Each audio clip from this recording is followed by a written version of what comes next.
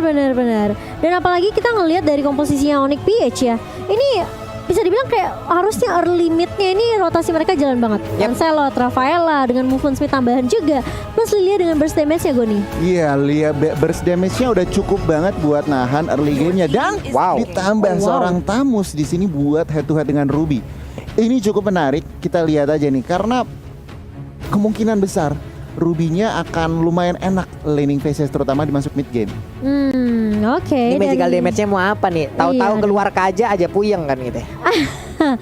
Kaja kah atau mereka mau ngambil magic damage? Lunox mungkin? Lunox juga masih ada. Oh tapi ternyata Nathan. Wow. Oke. Nathan mid.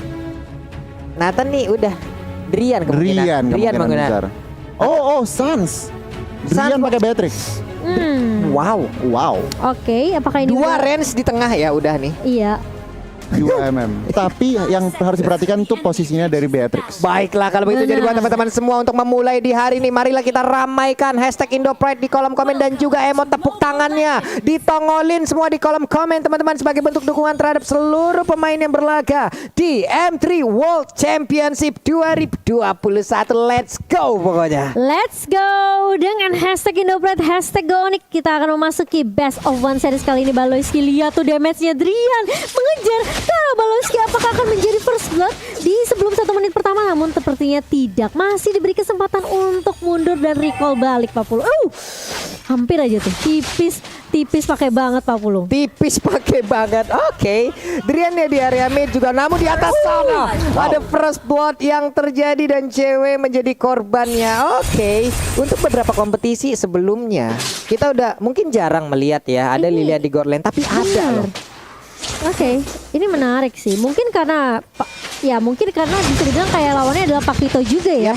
Dengan Lilia yang harus bisa dibilang dengan range ini tentunya lebih unggul. Dan ada fun fact. Apa itu? Derby Onyx menjadi pertarungan 2 tim dengan hero pool yang luas.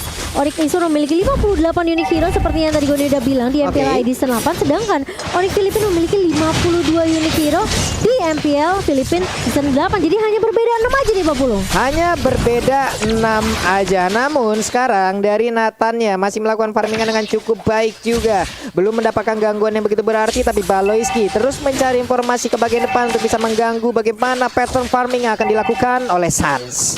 Iya, sementara kita melihat ini dari Onyx Filipina mereka coba untuk kasih pressure tentunya dengan komposisi draft di early. Onyx Filipina mereka lebih unggul, tapi Onyx Esport mereka hanya harus sedikit bersabar, kasih space terlebih dahulu kasih ke Sansnya biar Sansnya bisa dapetin item sampai setidaknya dia siap untuk team fight-nya Pak Pulung. Oke, untuk Hunter Strike aja di awal-awal dengan item pertama dari Nathan itu udah enak ya untuk melawan team fight ya. Itu udah siap untuk ataupun membantu memberikan damage. Namun coba lihat aja ada damage yang masuk karena tubuh Baloyski yang begitu menyakitkan. Tyra Revenge yang muter-muter lompat ke bagian depan, tapi turtle-nya malah diamankan oleh Baloyski. Bertempur kembali menjadi bagian tengah. Ada Kufra yang menjadi korban untuk kali ini, tertinggal 2 poin kill sementara. Oh, tapi si W cewek masih mau lebih dan Hatred masih bisa survive. Tipis banget. Masih ada kamu face juga dari seorang Hatred. Ini menunjukkan kalau dari tim Onyx Filipina mereka nggak takut sebenarnya untuk 1v1 ya. Dan kali ini cewek setelah gagal ngedapetin 1 di area mid, dia langsung rotasi lagi balik ke area atas. Oke.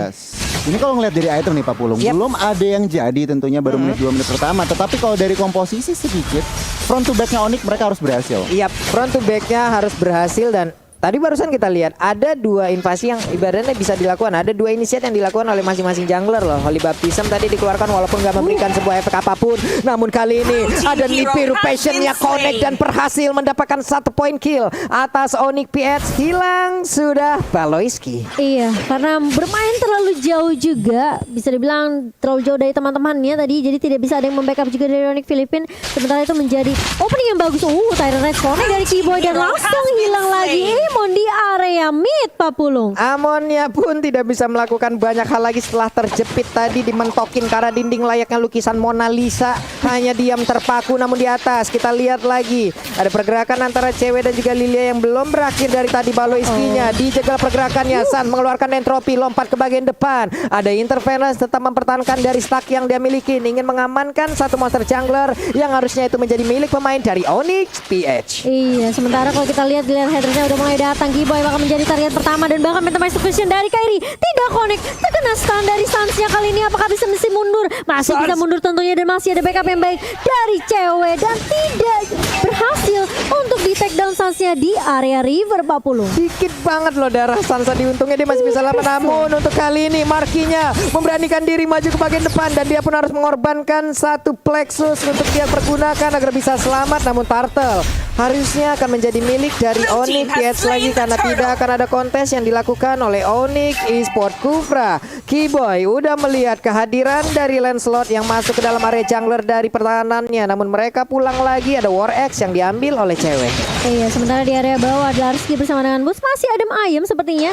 Meskipun kita ngelihat tadi Dlarsky-nya sempat motong sampai area turret kedua Pak Pulung dan masih bisa dijaga landingnya dengan baik oleh Boots juga. Jadi masih cukup ini ya bisa dibilang aman di area bawahnya. Tapi ini yang rusuh udah sebenarnya midnya. Kiboy mulai maju kali ini karena Sans yang nggak connect dan bahkan terkena stun dari Kiboy-nya. Kalau coba dipukul mundur, Sans mencoba untuk mengusir beberapa pemain dari area midnya kali ini. Sementara Kiboy ini menurut aku ya dari Onyx Esport juga mereka sebenarnya perlu memperhatikan sih keagresifan yang dibawakan sama Onyx Filipina. Itu dia nih. Ini dari beberapa menit yang udah berjalan, dari 5 menit yang udah berjalan bisa dibilang cukup berimbang 2-2. Namun dari objektifnya kayaknya Onyx PS jauh lebih unggul nih ya. Dan sekarang akankah ada sebuah invasi yang dilakukan? Phantom Execution belum lagi. Sebuah pancer lompat ke bagian depan. Hampir aja bisa mendapatkan ke arah sana. Sansnya berpindah tempat dengan begitu cepatnya. Ada drop yang langsung dia keluarkan. Namun untuk kali ini Kairinya kau akan pergi ke arah mana? Dikejar habis-habisan dan mereka pun langsung melepaskan pergerakan dari Kairi karena Kairi terlalu cepat untuk mobilitas yang dia miliki. Iya, kita berkali-kali ngelihat di mana sebenarnya Kiboy udah bagus coba untuk masuk dengan Tyrant Revenge.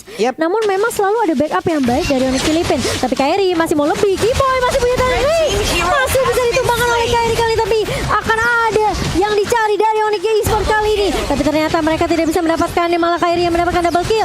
Si cewek mencoba untuk lari tapi ternyata meskipun dengan flicker tidak bisa menyelamatkan dirinya dari cewek Pak Pulung. Waduh, 3 kill berhasil didapatkan oleh Lancelot. Ini pastinya akan menambah tabungan dia dengan cukup banyak nih Gon ya. Iya, sini momentum yang mereka harus pergunakan. Onyx PH barusan aja triple kill Pak Pulung. Iya loh. Dan Lancelotnya lagi yang triple kill ini menandakan apa? Mereka udah siap banget makanin next turtle dan mereka pasti mau team fight lagi. Ini yang kita sebutkan tadi dari awal. Early game-nya Onyx harus bisa, Onyx Esport harus bisa menahan early game-nya ini untuk bisa membawa sampai ke late game di mana mereka punya 2 marksman loh. Betul. Mereka punya Ruby juga yang nanti semakin lama juga akan semakin susah untuk ditumbangkan. Begitu juga dengan Tamus pastinya. Namun untuk sekarang Vendor-nya tadi langsung berhasil mendapatkan Paloiski. Ada satu lagi super position. Namun untuk Turtle-nya berhasil langsung diamankan. Ditembakkan interference. Lalu ada lagi pergerakan dari Sans yang mundur ke bagian belakang. Ada purple pump di dalam tubuhnya. Setidaknya ini masih bisa membantu dirinya untuk mengurangi dari penggunaan mana yang dia milikin.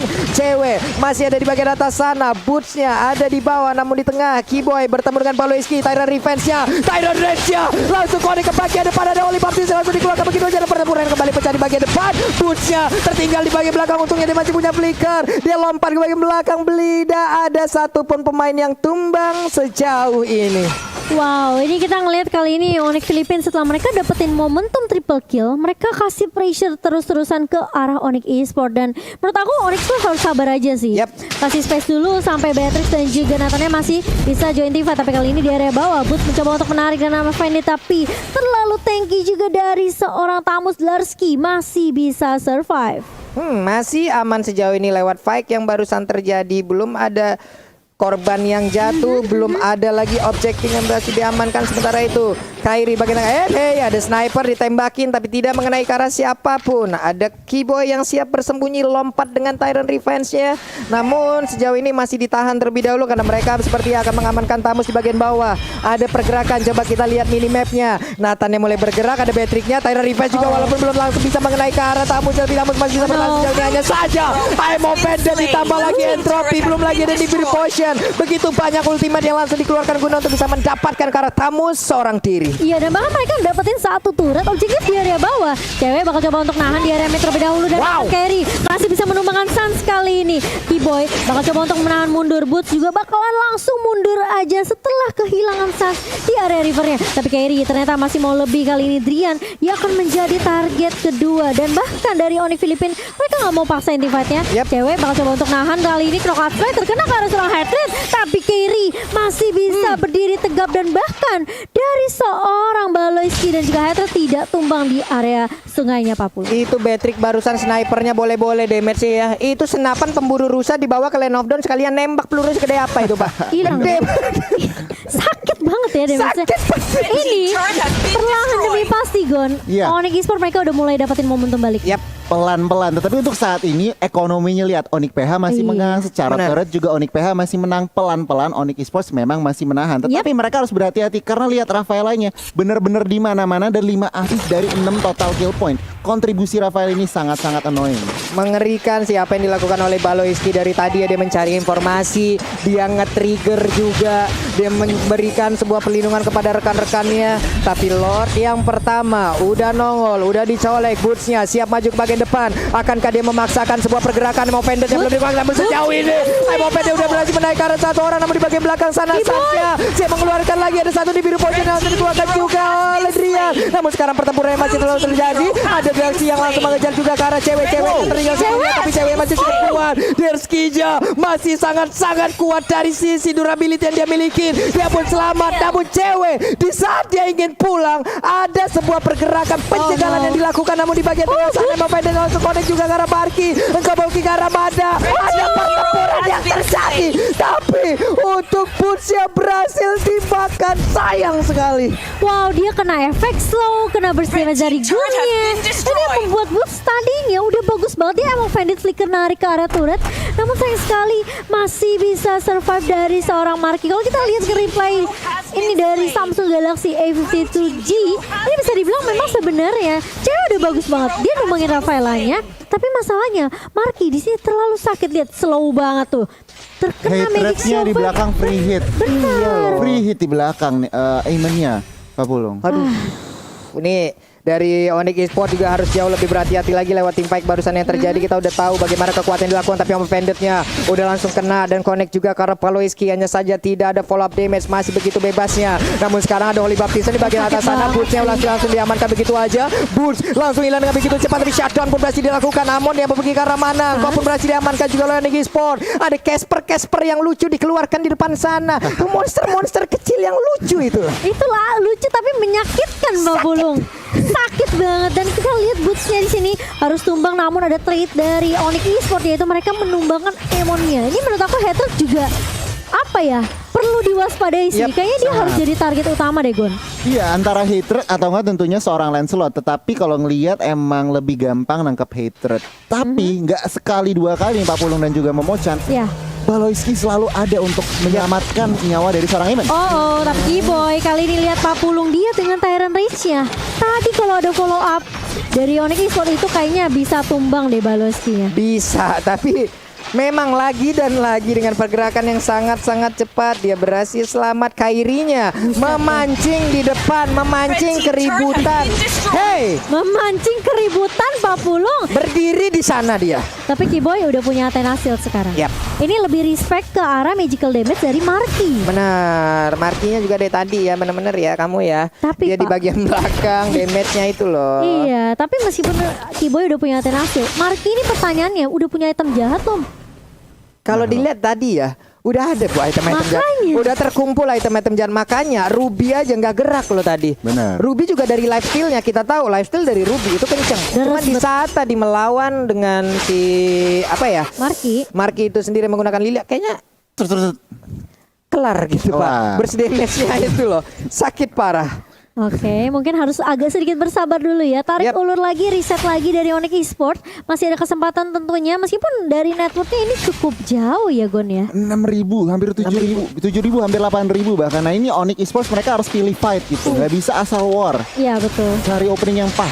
Nah ini dia nih, akankah mereka melakukan fight lagi di area dari purple buff yang dimiliki oleh Onyx Esports? Namun sejauh ini sepertinya ada Tyrant Revenge yang udah dicas di bagian belakang. Akankah dilompatin ke depan? Tidak, ternyata ternyata mereka pun dari Onyx PS tahu mereka unggul, tapi mereka juga sangat wise sekali, mereka bijaksana sekali, tidak mau asal-asalan membuka war, apalagi di area sempit seperti itu akan menjadi target yang sangat-sangat nikmat untuk Ruby, untuk Tyrant Revenge-nya, untuk Tyrant Rage-nya itu bisa connect semuanya loh. Oh, sudah ada Blade of Despair di tangan Kairi kali ini dan Drian juga sampai bikin ke arah Athenasil tadi ya.